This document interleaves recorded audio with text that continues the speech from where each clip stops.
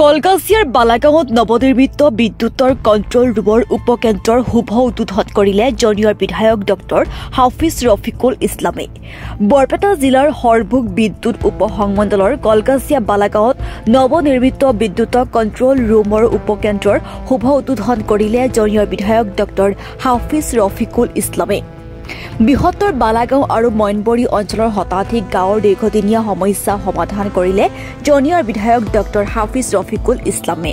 উল্লেখ্য যে বৃহত্তৰ অঞ্চলটোত সঘনাই বিদ্যুতৰ লুকাভাকু, লোড শ্বেডিং আৰু ভল্টেজ কম হোৱাৰ বাবে জমৰ যান্ত্ৰণাত ভুগিছিল হাজাৰ হাজাৰ ৰাইজ। ইয়াৰ পূৰ্বে জনিয় সমষ্টিৰ খৰিচালাৰ পৰা বৃহত্তৰ কলগাছিয়া বালাগাঁও, মইনবৰী, জয়পুৰ, দাৰাকান্দিসহ ৪৮,০০০ উপভোক্তাক বিদ্যুতৰ যোগান ধৰিছিল, যাৰ ফলত সৰ্বসাধাৰণ ৰাইজে দুৰ্ভোগত ভুগিবলগীয়া হৈছিল। কিন্তু এই ক্ষেত্ৰত বিধানসভাৰ মজিয়াত জনিয়ৰ বিধায়ক হাফিজ ৰফিকুল ইছলামে মাত মতাৰ বাবে লগতে বিধায়কৰ অপ্ৰাণ চেষ্টাৰ পলমকৈ হলেও জনিয় সমষ্টি বালাগাঁৱত বিদ্যুতৰ কণ্ট্ৰল ৰুমৰ আজি উপকেন্দ্ৰ শুভ উদ্বোধন কৰে। এই ক্ষেত্ৰত চৰকাৰ আৰু বিধায়ক হাফিজ ৰফিকুল ইছলাম আৰু APDCLৰ বিষয়া কৰ্মকৰ্তাক ধন্যবাদ জনাই অঞ্চলটোৰ সচেতন ৰাইজে। পাৱাৰ সাব ষ্টেচন যেটো ইনগ্ৰেশ্যন কৰিলোঁ আপোনালোকে দেখিছে।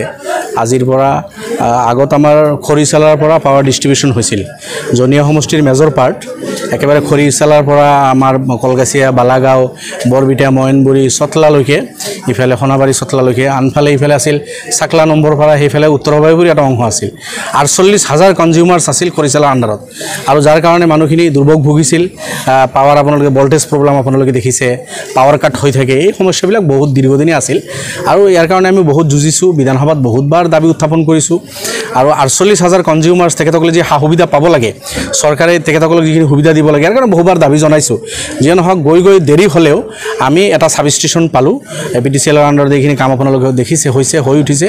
জানুৱাৰী মাহৰ 2023 চনৰ জানুৱাৰীত আমি আৰম্ভ কৰিছিলোঁ, আৰু 24-ৰ আজি আপোনাৰ 18 জুলাই আজি আহি আমি পাৱাৰ দিব পাৰিলোঁ জনগণক। গতিকে ইয়াৰ লগত আৰু কেইবাটাও কাম আৰম্ভ হৈছিল, সেইখিনি সম্পূৰ্ণ হৈ উঠা নাই। আমাৰ জনিয়াটোৱে কিজানি ফাৰ্ষ্ট টাইম ইনগ্ৰেশ্যন কৰি মানুহক পাৱাৰ দিব পৰা হ'লোঁ। একেলগে আৰম্ভ হোৱা বৰপেটা জিলাত এইটো পেকেজৰ লগত আৰু 4-5টা কাম আছে, অন্যান্য সমষ্টিত আছে। যিয়ে নহওক, মই আশাবাদী এতিয়াৰ পৰা আমাৰ জনগণে, যিহেতু খৰিচালাৰ পৰা যিমানখিনি পাৱাৰ দিয়া হৈছিল এইখিনি দুটা ভাগত বিভক্ত হ'ব। এতিয়া খৰিচালাৰ আণ্ডাৰত এটা অংশ থাকিব আৰু বালাগাঁৱৰ আণ্ডাৰত এটা অংশ থাকিব। ইয়াৰ পৰা আপোনাৰ একেবাৰে আমাৰ বনগুগি, তিতাপানী, লাংলা হৈ বৰবিটা, মইনবৰী, চটলালৈকে, জয়পুৰ, দাৰাকান্দি এইফালে এটা যাব।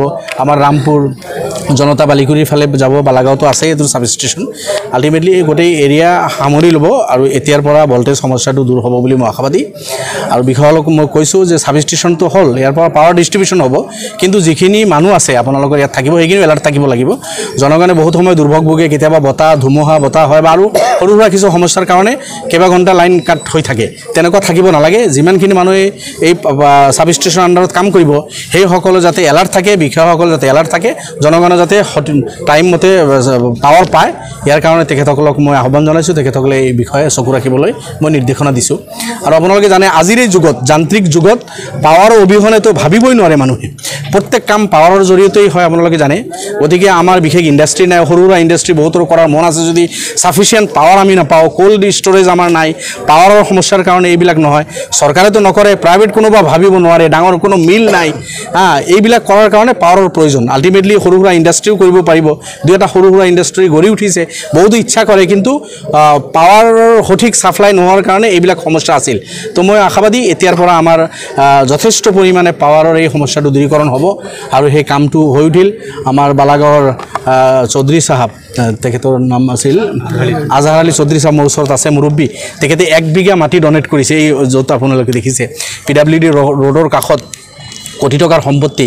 মই তেখেতক ধন্যবাদ দিছোঁ যে তেখেতে আন্তৰিকতাৰে এই মাটিখিনি ডনেট কৰাৰ কাৰণে আমি ইয়াতে হয়তো প্ৰজেক্টটো সোনকালে কৰিব পাৰিলোঁ, নহ'লে হয়তো আমি মাটিৰ কাৰণে আৰু ক'ৰবাত বিচাৰি ফুৰিব লগা হ'লহেঁতেন। মই চৌধুৰী চাহাবক ধন্যবাদ দিছোঁ। বালাগাঁওবাসী, অঞ্চলবাসী চবক মই ধন্যবাদ দিছোঁ। আপোনালোকে সহযোগ কৰিছে, আৰু এইটো ৰাইজৰ প্ৰপাৰ্টি, গতিকে ৰাইজে এইটো ছেভ কৰি ৰাখিব লাগিব। ৰাইজে যাতে ইয়াৰ প্ৰতি চকু ৰাখে। মই প্ৰতিনিধি হিচাপে কিবা অসুবিধা হ'লে মোক জনালে নিশ্চিতভাৱে ময়ো তাৰ পদক্ষেপ ল'ম। আজি APDCLৰ পৰা মানে সাব ষ্টেচন বহা হৈছে সঁচাকৈ সকলো ৰাইজ আনন্দিত হৈছে আমিও আজি আনন্দিত হৈছো ইয়াৰ বাবে প্ৰথমতে আমি অসম চৰকাৰক আন্তৰিক ধন্যবাদ আৰু কৃতজ্ঞতা জ্ঞাপন কৰিছো ৰাইজৰ ফালৰ পৰা আৰু আমাৰ স্থানীয় বিধায়ক ডক্টৰ হাফিজ ৰফিকুল ইছলাম সাহেবৰ তৎপৰতাত এই কামটো হৈছে 2023 চনৰ 4 জানুৱাৰী তাৰিখে তেখেত উদ্বোধন কৰিছিল আৰু অহা 24 চনৰ যেটো এই বছৰৰ নৱেম্বৰ মাহত এটো হয়তো সম্পূৰ্ণ কৰাৰ কথা আছিল বিভাগীয় কৰ্তৃপক্ষৰ সন্মানীয় ব্যক্তিসকলে এটো 4 মাহ আগতে এটো সম্পূৰ্ণ কৰি তুলিছে আৰু আজি লাইনৰ কানেকশ্যন দিছে আমি আমাৰ APDCLৰ সমূহ সন্মানীয় বিষয়সকলক আৰু কৰ্মচাৰীবৃন্দক আন্তৰিক ধন্যবাদ আৰু কৃতজ্ঞতা ৰাইজৰ ফালৰ পৰা আমি জনাইছো আশা ৰাখিছো যে অহা দিনত আমাৰ এই বৃহত্তৰ অঞ্চলত এই সাব চেণ্টাৰৰ জৰিয়তে আমাৰ ৰাইজ যথেষ্ট মানে উপকৃত হ'ব বাগবাৰৰ বিধায়ক শেৰমান আলীয়ে এই এৰিটোৰ কৃতিত্ব ল'ব বিচাৰে সোশ্যাল মিডিয়াত বহুত কলে তেও বলে এইবিলাক কৰিছে নাই তেখেতে সোশ্যাল মিডিয়াত কিছু কথা কৈছে আমি লক্ষ্য কৰিছো কিন্তু যেহেতু আমাৰ স্থানীয় বিধায়ক বৰ্তমান পুৰণি জনীয় সমষ্টিৰ বিধায়ক ডক্টৰ হাফিজ ৰফিকুল ইছলাম সাহেব তেখেতে নিজেই হৈ আছে আৰু বাগবৰ সমষ্টিৰ বিধায়ক শেৰমান আলী আহমেদ গতিকে আন এটা সমষ্টিৰ বিধায়কে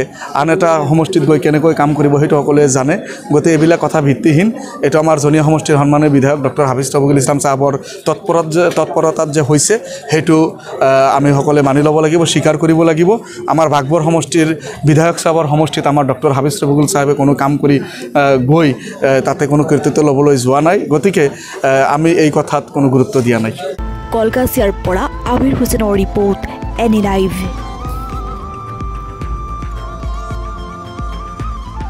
খবৰ মানে এনি লাইভ 24/7 আৰু এনি লাইভ ডিজিটেল যিকোনো খবৰৰ বাবে যোগাযোগ কৰক 9387734920 আমাৰ এই নম্বৰত